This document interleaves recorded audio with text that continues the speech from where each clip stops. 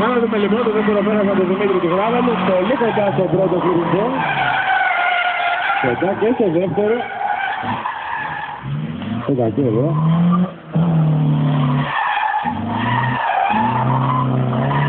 Λοιπόν, όχι και τόσο θετική είσοδος, πολύ κοντά όμως στο πρώτο πλήξε. Κοντά και στο δεύτερο, σταθερή γραμμή. Πολύ ωραίος.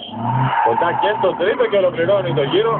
Ένας πολύ καλός γύρος, ένα χειροκρότημα για τον Δημήτρη το Γράβαλο. Περνάει κοντά στα clipping points με τεσσές γραμμές, αλλά έχει ένα πρόβλημα στην είσοδο. Δεν είναι τόσο επιθετικός και αυτό σημαίνει ότι αύριο βαθμολογημένα θα χάσει σημαντικούς βαθμούς.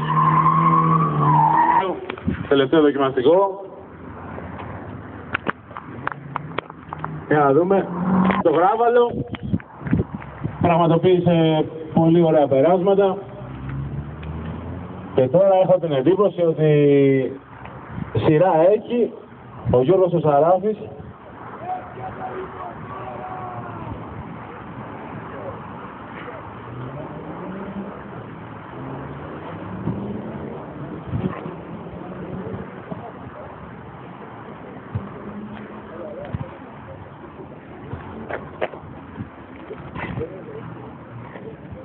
Σαράφης Γιώργος λοιπόν από Θεσσαλονίκη. Ένα Y30 V8 μοντέλ. Πολύ σπάνιο.